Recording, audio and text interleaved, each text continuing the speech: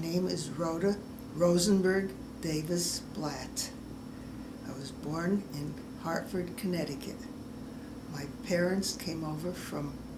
father came over from Poland when he was 19 years old, and my mother came over from Russia when she was 16 years old. They all ended up in Connecticut, and my father rented a room at this woman's home. It was my mother's aunt, and she was the one who fixed them up, and they got married in Connecticut, where all of us children, there were 9 of us that were born all over Connecticut. My father was a painter, and he was at a grocery store. He was in a number of different things because he was never trained for anything special. But he had his own business when we lived in Connecticut. And when the Depression came along, and when my younger brother died, my father was distraught and wanted to move from Connecticut. My oldest brother had moved to New York and gotten a job, so my father thought, well, that's where I should go. So he packed us up and we moved to the Bronx in New York. And there, my father got some work, but he had a heart attack. In those days, if you had a heart attack, there wasn't much they could do for you. So when he felt better, he went out to try to work again with all these kids to support. Pretty soon he had another heart attack. And finally, I remember I was about 15, and he had his last heart attack. We went in the hospital, and that was it. My oldest brother and sister had to go out and find a job to go to work to help support the rest of us, since there were so many of us too. We lived in New York, and I went to school there, and I went to a dance one time when I went to work. I went to a dance one night with some friends, and I met this one fella, Al Davis, and we started going out, and we ended up getting married. He was out of the service, and Gary was born. We lived in a furnished apartment because after the war there wasn't much apartments or places to live. But then they were building this Levittown, 30 miles outside of New York City, and it was mainly for veterans. We didn't have to put a down payment or anything, so we went out there and we bought a house.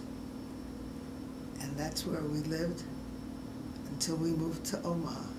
Rhoda, tell me about your brothers and sisters. Well, it was funny because it started out my oldest brother, Max, and then I had a sister, Gertrude, and a brother, Ben, and a sister, Ruth, and a brother, Sam, and then myself, and then my brother, Louis, the one that passed away, and my sister, Florence. And we always called my sister Sylvie the mistake, because it was a boy, girl, all the way down, and she was supposed to be a boy. So we always teased her about being the mistake. And they're all gone. I'm the only one of the family that's still alive. My brother Ben passed away about 5 months ago. So that leaves me as the only one left. Tell me about your father. Well, my father we weren't very religious, but he always sang, and he had a beautiful voice, and he always sang in the choir. And when he'd put us to sleep at night, he'd sing us a song many a time. And he put my mother up on a pedestal. And he was the one that got us up in the morning and got us off to school. And on Sunday nights, I'll never forget, made sure we all took a bath so we'd be clean for school.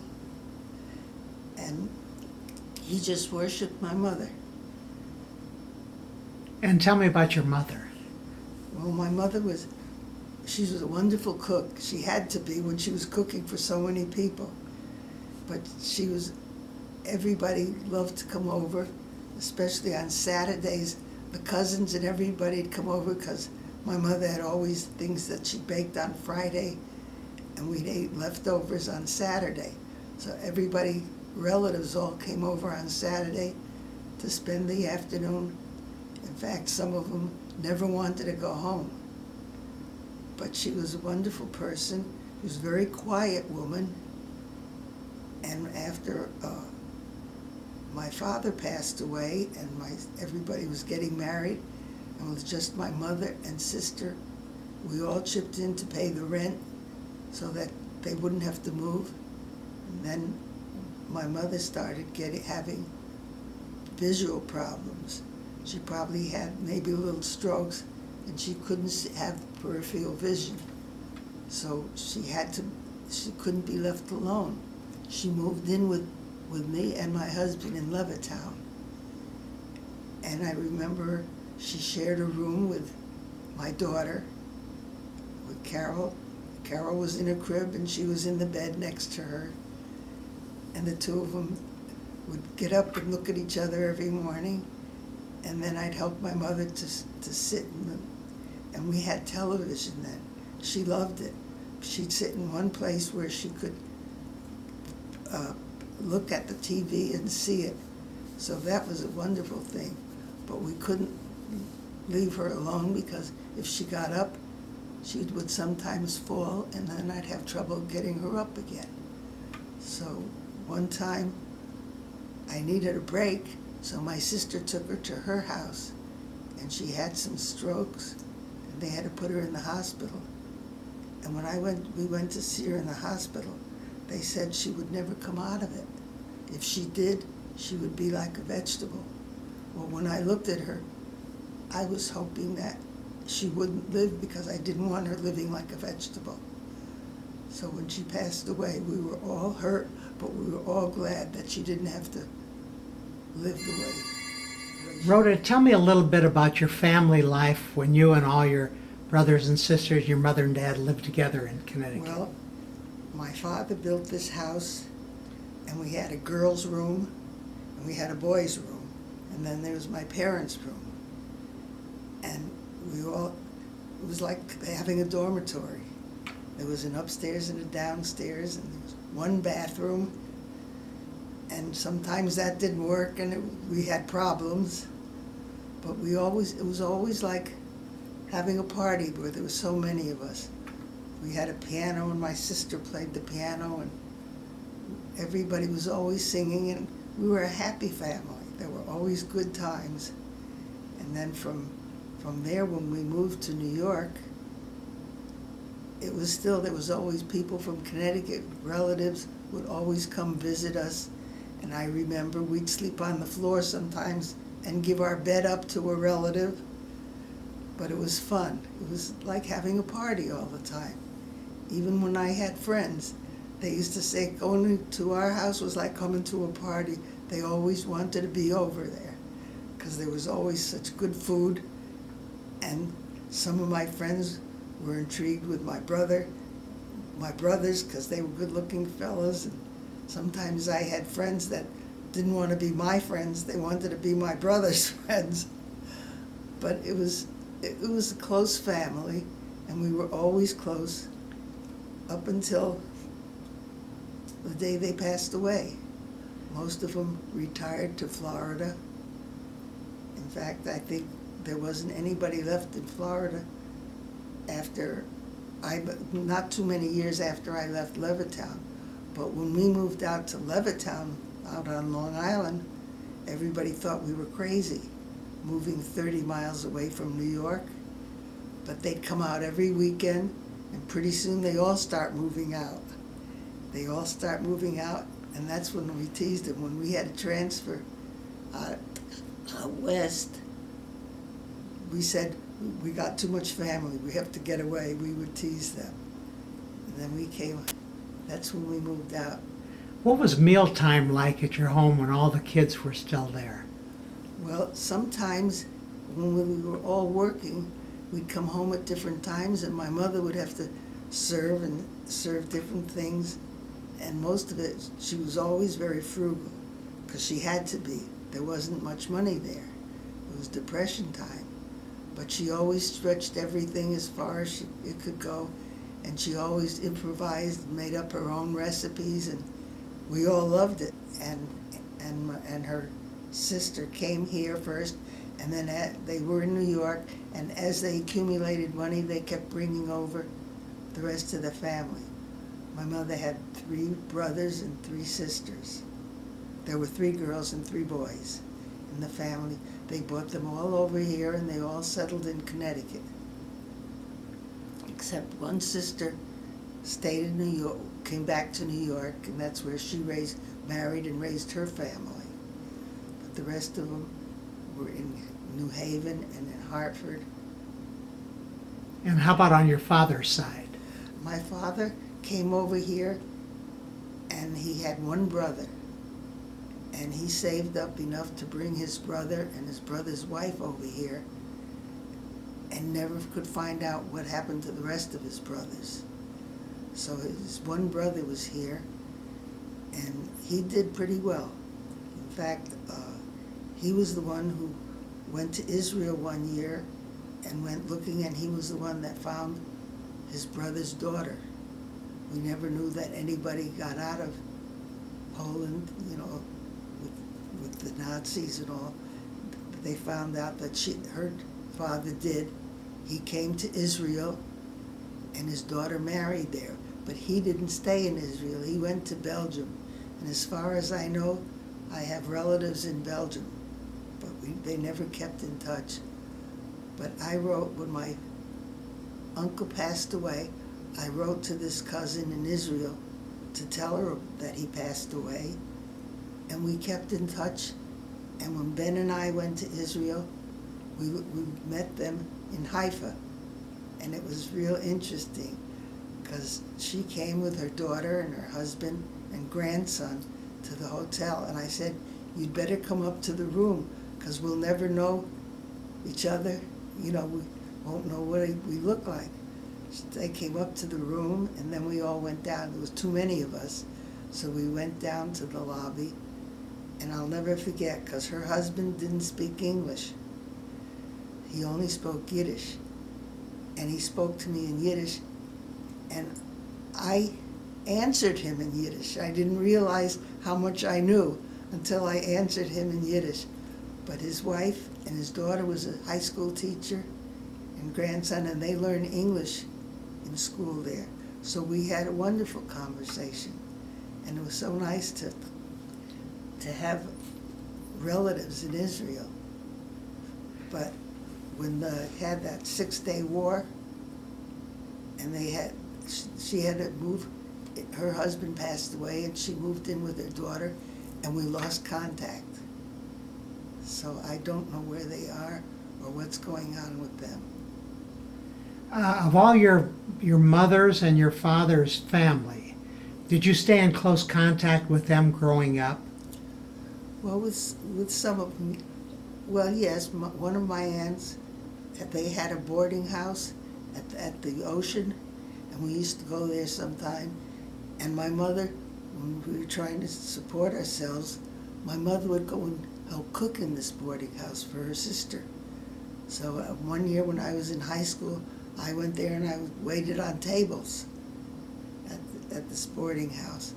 But we were pretty close, all of them.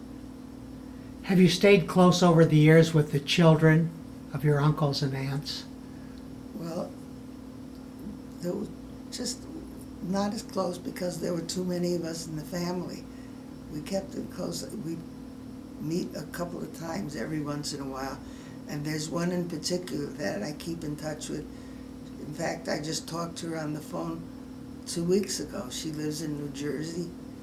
And when my son was with the government, and he was working for the Navy, and he was working in Cincinnati, and I remembered somebody saying that this cousin moved there.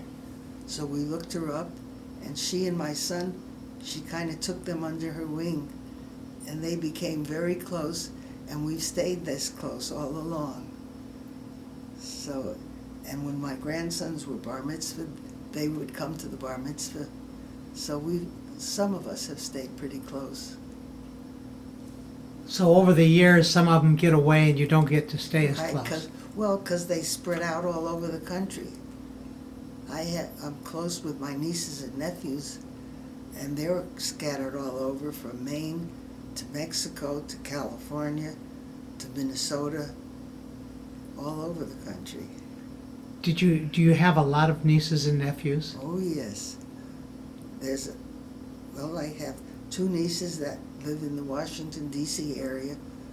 One of them's a teacher, the other one's a lawyer, and then I have a nephew that's a professor at the university in Albuquerque, and then I have, let me see where I have other nieces and nephews. I have them in Florida. I have a few. I have one that just moved to New Hampshire to be near her daughter, who lives in Massachusetts. And my brother's children live in California. Two sons, his two sons, one lives in Mission Viejo and one lives north of San Francisco. So I've kept in touch with all of them. In fact, they keep in touch with me too. In fact, my niece in Florida says, when we want to know something, we call Aunt Rhoda, because she knows what's going on. Now, I want to hear more about your husband when you first met him. Ben or Al? Al. Al, well, we had gone to a dance, and he had gone to the same dance with his friends. And we danced, and this one friend of his was a postman, and there was a dance in Brooklyn. So he invited a bunch of us girls to come to that dance in Brooklyn. So we went, and Al was there, and that was the first time he asked me out. In fact, this was right after the war, and it was hard to get silk stockings and everything. And he said, I've got a pair for you, but don't tell anybody. And we had a first date, and then we started going, and we were married in the Bronx. We were married in my mother's apartment. She called the rabbi, and he came up, and it was just the family. My mother cooked dinner, and we didn't even stay for dinner, because after we got married, we just took off. We went to Boston for a honeymoon. We took the train. We spent a couple of days up there, then came back. We both went to work. I was a comptometer operator. Comptometer, I don't know if you know what a comptometer is.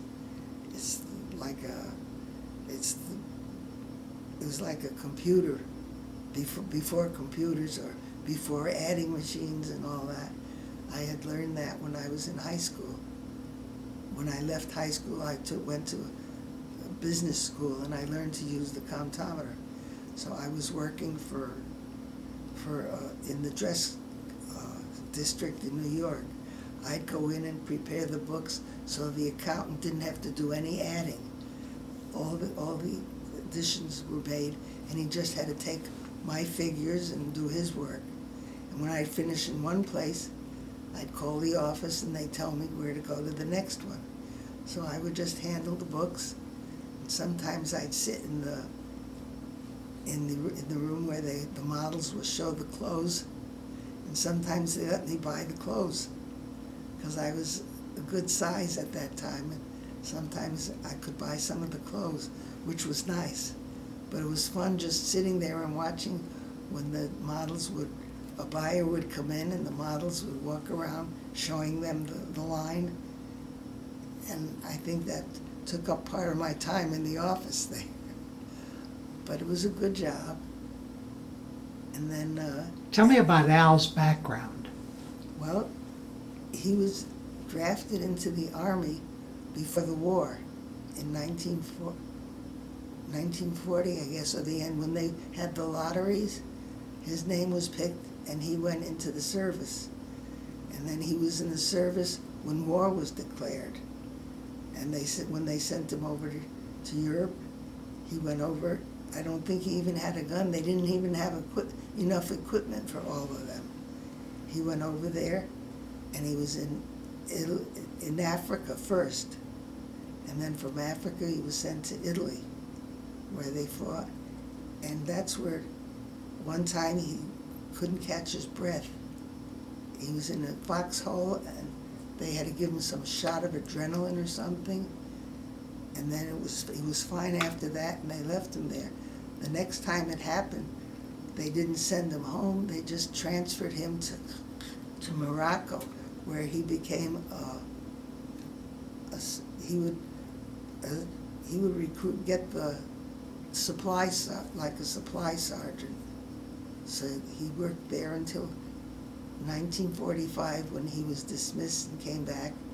And they wanted to put him in the hospital to find out what was the problems, that he lost his breath. And he didn't want to, he just wanted to get out of the service.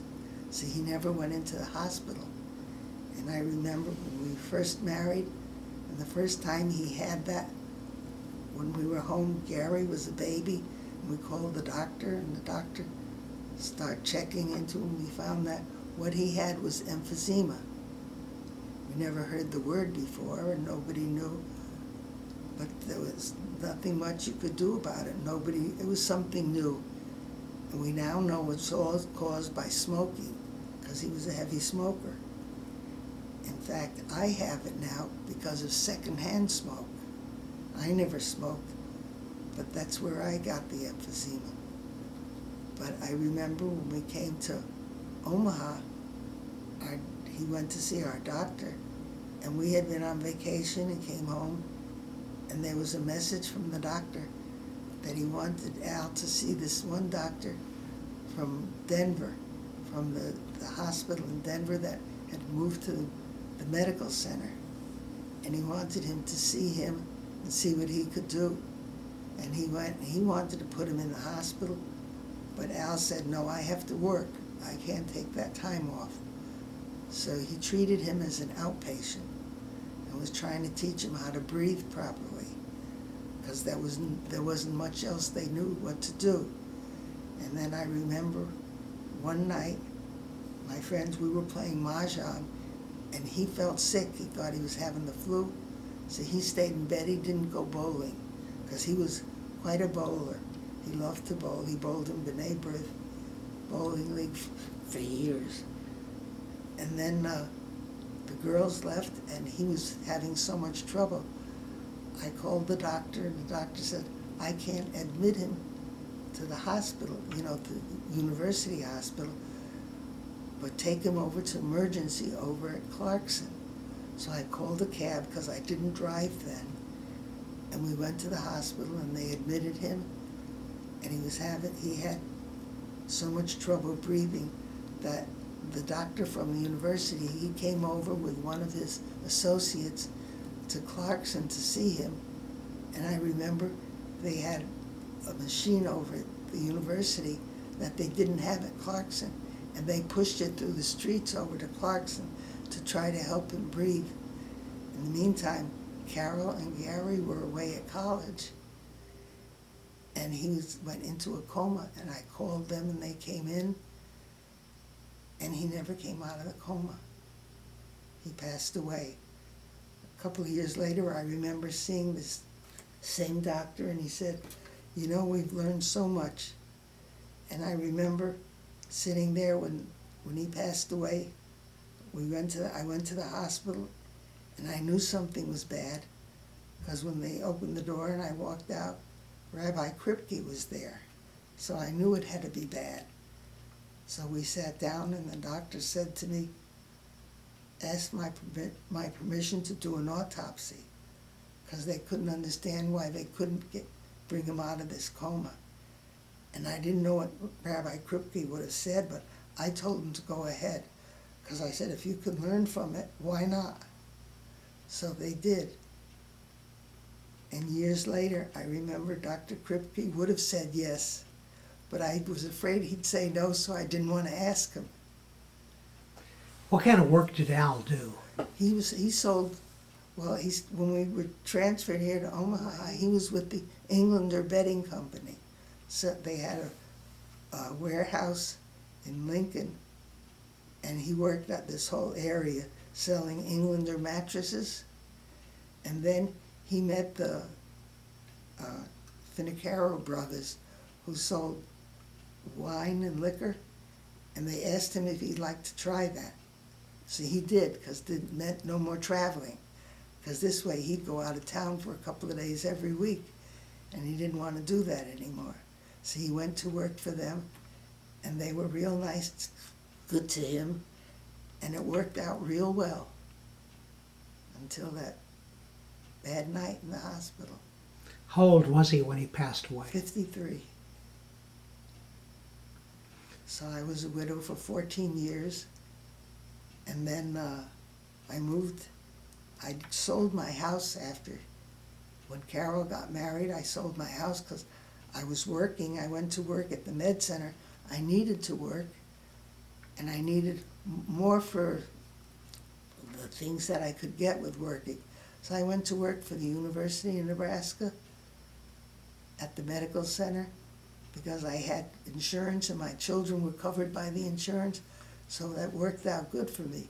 But staying in the house, I needed somebody to mow the lawn, or in the winter shovel the snow. So I sold the house and went to an apartment. And then I didn't stay at that apartment long. I wanted some security and some where nobody could come in this way. Like you came in, somebody had to let you in. So I moved here. And that's when I lived here. And Ben Blatt lived in the same building here. And every once in a while, somebody was trying to fix me up with a date. And most of the time I said no. But I went out a few times after 14 years.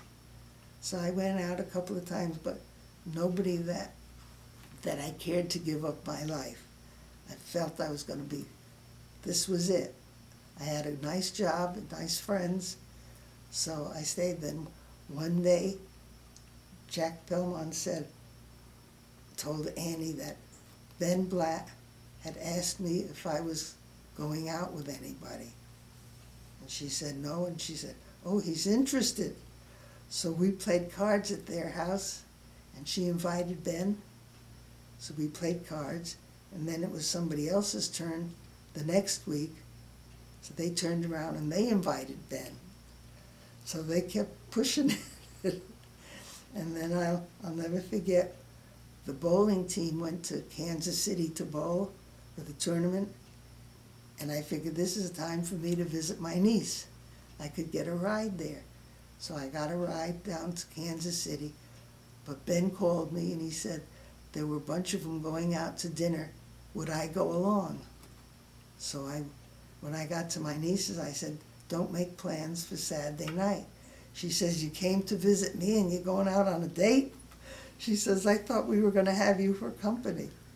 So, but anyway, I went out with Ben and his friends, and then he said, I'm driving back alone. Why don't you come with me?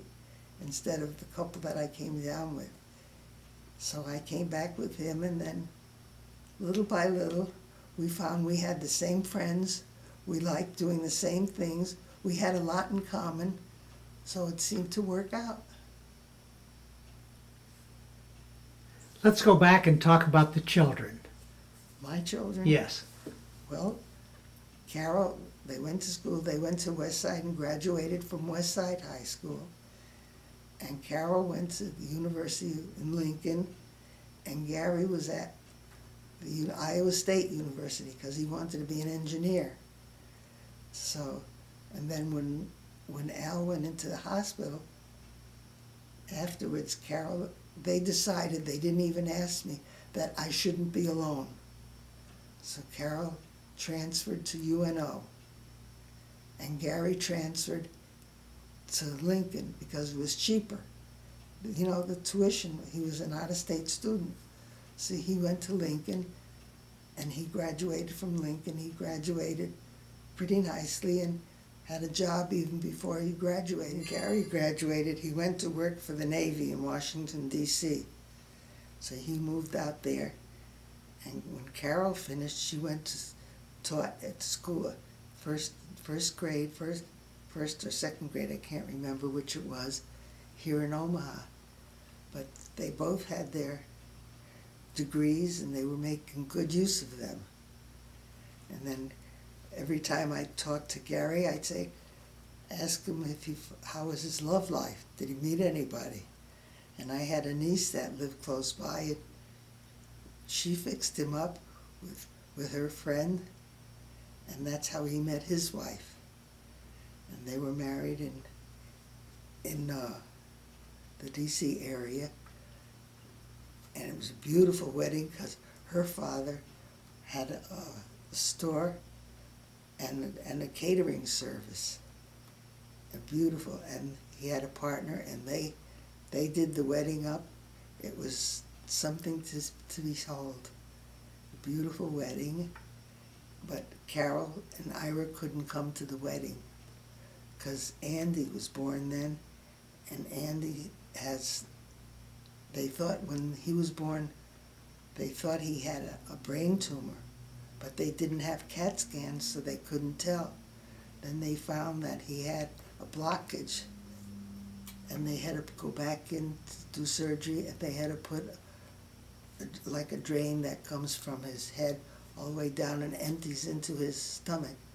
So Andy's had these problems all along, but thank God he's doing okay. Every once in a while it would block up and he'd have to go in for surgery. It blocked up when they were supposed to come to Baltimore or to Washington area for the wedding, and they had him in the hospital. And I remember we were sitting there. It wasn't fun. We had a prenuptial dinner, and we called to see how things was, and everything was fine, so we could enjoy it, except that Carol was supposed to be in the wedding, and Ira was supposed to be in the wedding. So that spoiled it then, but outside of that, we had relatives coming in from all over. It turned out to be wonderful. And then came back here, and Carol and Ira had bought a house, and then she was pregnant, so they didn't want upstairs for Andy to have to walk the steps because his balance wasn't great. So they bought a new house and moved into it. And I remember I was living here, and when Andy was born, for the bris was held down in the party room downstairs in this building. The rabbi did the bris actually upstairs here, and then we went downstairs. And the same thing after Benjamin, BJ, was born. So the two of them, and then Jeff, the youngest, Carol's youngest, his was done at the synagogue. But how many grandchildren do you have in all? I have 5 grandchildren from my 2 children, and then there are some from Ben's side. In fact, we just found out last week that Ben's son Mike, his son David, they have 2 girls. We found out she's pregnant, and last week we found out that she's going to have a boy. So I'm hoping that maybe they'll name him after Ben, because my grandson can't name him after Ben because his name is Ben. Let's go back. In your home growing up, did you speak Yiddish? Oh yes, my parents spoke Yiddish, and when they didn't want us to understand anything, they spoke Russian. But they spoke, in fact, when I was young, when we moved to New York, my father joined, they called it the Shalom Aleichem Shul, and they only spoke Yiddish and taught Yiddish there. And I went there for a short while. In fact, I became close friends with one gal, and I still see her when I go to Florida. So we've kept in touch. But that's where I learned to write a little bit Yiddish. Ben's son, Mike, has been a wonder. It was more like a son than a stepson. He's so good to me. There isn't anything he wouldn't do that I would ask. And I'm close with his wife, too. His first wife, he was divorced from his first wife. And his second wife, she calls me almost every day, wants to know if there's anything I need She called me the other day and she said, I'm going to have Rosh Hashanah that night, so don't even worry about it. So that was nice. So she'll get together with Carol and plan it, because I guess I'm getting too old to be doing that. So, but Mike's daughter, Lori, calls me all the time, and her kids, and never forgets a card or anything, or call just like this. And then David calls the same way to check up, to find out how things are going. And it's been real close. And I have 5 grandchildren that I just adore, and they're so wonderful. They've all grown up to reach their potential, I think. The youngest is Jeff, and he lives in New York. He graduated with a degree in theater, and he figured he's going to give it a year in New York and see if he can make it. If not, maybe he'll go back to school and get a master's degree so he can teach. And then there's Barry. Barry is a music teacher. He lives in Fort Collins, Colorado, and teaches at a school there. And he's married, and they have my first great-grandson. So that was a blessing. And then there's Alex. Alex got his degree in graphic design and works in Denver, Colorado. And he's on every Sunday morning at about 11 o'clock. I get a call from him wanting to know how I am. So he's really dedicated to that. And then there's BJ. His name is really Benjamin, but when he was in school, he didn't want to write the whole name Benjamin, so he decided BJ was easier to write. And BJ has got his degree in marketing and works in Kansas City. And then there's Andrew. Now, Andy is the oldest. Now, Andy's the one that's had these medical problems, but he graduated high school, went away to college, but he was close to finishing the first year when the shunt clogged, and they had to go get him, and he had to go into surgery. So he lost that year's work. But he was determined, and he went back, and he tried again. And the same thing happened again. So he came back, and he's been working, and the past year he's trying again, and he's almost completed. He's studying to be a pharmacy tech, and he's close to it. And we're just crossing our fingers and praying that he can complete this. In fact, I think he has an interview tomorrow with somebody in the drug business, and I hope something works out. And he got his diploma a couple of months ago, and he'll get he has to take a test to be certified, and he'll take that in a couple of weeks, I guess. So we're praying that everything goes well for him, because he deserves a break. But they are a blessing, all of them. Now my grandchildren, on Ben's side, Lori is a wonderful granddaughter who never forgets to call or send a birthday card or a holiday card, and even have her kids call me and talk to me. And David lives in St. Louis. He's got 2 beautiful daughters, and she's pregnant, and they're going to have a son. And we're looking forward to that, because that will be carrying on the Blatt name.